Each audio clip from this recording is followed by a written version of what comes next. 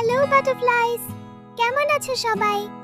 তোমরা আমাকে অনেকেই জিজ্ঞেস করেছো যে আমি বড় ভিডিওর থাম্বনেল কিভাবে বানাই।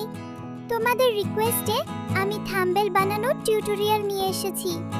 এখন থেকে তোমরা 1 মিনিটের মধ্যে খুব সহজে থাম্বনেল বানাতে পারবে। তো চলো ভিডিওটা শুরু করা যাক।